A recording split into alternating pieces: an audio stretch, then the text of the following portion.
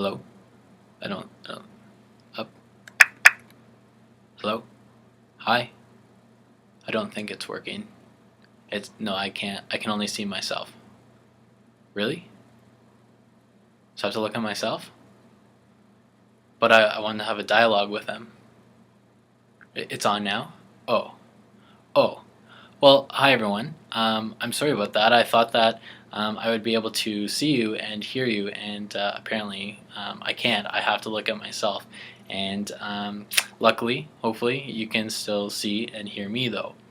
Um, anyway, I guess I'll go on. My name is Jay Smith, and I am the manager of recruitment and admissions here at St. Jerome's University. And that basically means I get to go around and spread the good word about SJU and help prospective students decide and determine if this is the best place for them. And I'm sure that I've had the opportunity to connect with many of you and help you decide if St. Jerome's was where you want to come. And luckily you did. I started in this role in July of 2011, and I think that I was able to get this job because of my past experiences and getting involved as an undergrad at SJU. I actually came to Waterloo and St. Jerome's in 2005, and Waterloo was actually my fifth choice when I was applying to universities. However, I thought I'd just come and check it out.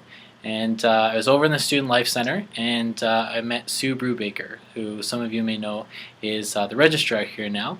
And Sue brought me over to St. Jerome's, and she told me a little bit about what St. Jerome's was all about, gave me a tour, and I immediately fell in love with it. And I knew right away that this is where I wanted to spend the next, I thought 5 years, but here we are 8 years later, and I still haven't left yet.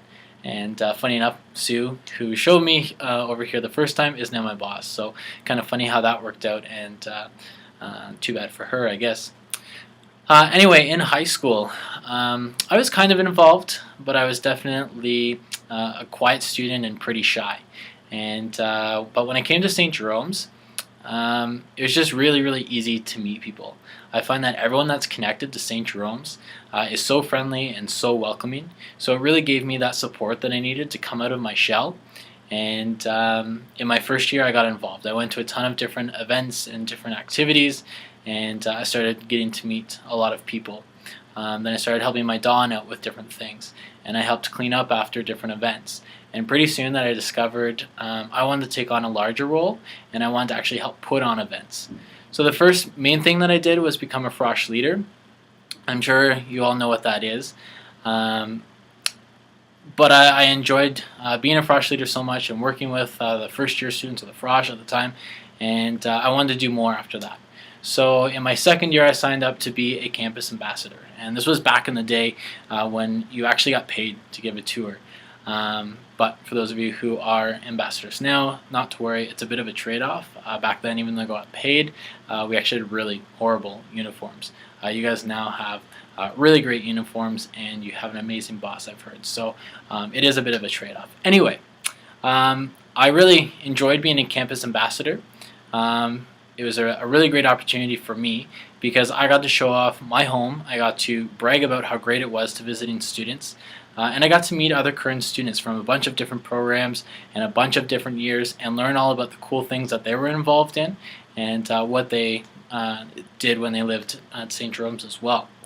I also got to know the staff a little bit better as well. At the time, knowing the staff made me feel more comfortable as a student to just go into the registrar's office and get help switching out of a class, but also just to stop in and chat and really understand that, wow, the staff members here at St. Jerome's really care about me as a student, and they want to get to know about me. So I'm glad I had that opportunity to get to know some of the staff members as well. Also, I didn't know it at the time, but knowing the staff members helped me with future job opportunities. So when I was giving these tours and I was helping out with open houses, I was actually networking and I was auditioning for future jobs, and I didn't even know it. I was just having a lot of fun. I've got an email. I'll answer that later, don't worry. In third year, though, I wanted to apply for the position of Dawn, and when I handed in my application, I actually did it with quite a bit of confidence. By then, I was known in the SJU community as a student leader. I knew how to interact with different students. I could plan and put on events. Showed that I was responsible and I was reliable, all that good stuff. But more valuable was the fact that I had a great reference from my supervisor as a ambassador. A little secret for you: the staff members at SJU talk. Sometimes we even have lunch together. So I knew that even if I didn't list my supervisor as a reference, I knew that the residence manager would probably call over to her and ask about me.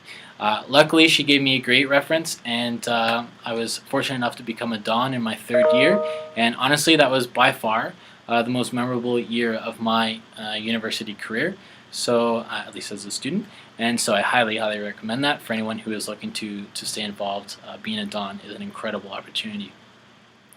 When I was about to graduate, I started looking for a job then. And something that I had heard about was the position of a liaison officer.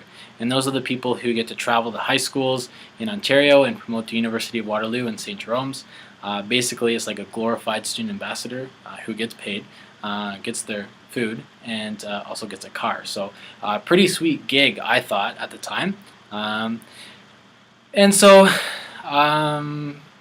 as much as I knew about St. Jerome's when I applied, what really gave me the advantage and what kind of secured that position for me was my experience as a student. Everything that I had done during my undergrad demonstrated that I was a pretty well-rounded student. I wasn't just focused on my academics. I wasn't just focused on playing intramural volleyball. It was a whole spectrum of things that I was part of that won the employers over. So that was a 4-month contract being a liaison officer. After that, I did a year contract with the Faculty of Arts over at main campus and did another 6-month contract. And then luckily, this position opened up here, and this is where I am now. When I finally got this job in July, doing those different contracts, positions, and then also my experience as a student, I think really helped me gain experience in this field. And more than anything, I had established a pretty good network of connections, and I was able to rely on them and use them and help get that job, doing something that I really, really love. So my tips for you are simple. Basically, get involved. You don't have to do everything, but certainly don't limit yourself to just the classroom. Explore your capabilities and apply what you learn and develop to topics and causes that really interest you. Get to know people. Get to know the people and thank the people who are putting on events for you. Get to know the students who are attending your events and show them that you care about them and really want them to enjoy themselves. And get to know the staff and the faculty and the communities that you're a part of. Not only do I think anyway, the staff here at St. Jerome's are here to support you and guide you, but we're also pretty good references and networkers for you. So all of these new people that you meet could become your really good friends, but they're also probably going to introduce you to new opportunities and new experiences through what they are involved in as well. And who knows, maybe in 5 years, 10 years, 15 years down the road, just when you thought you've lost contact with some of these people, you might run into them and reconnect, and who knows what opportunities and experiences that could lead to as well. The final thing that I want to emphasize to you is do community service. In some way, for those of you who know me, you'll agree that I'm a pretty big fanatic about customer service. But a big reason why I think everybody should be involved in community service and helping people is because it actually makes you healthier.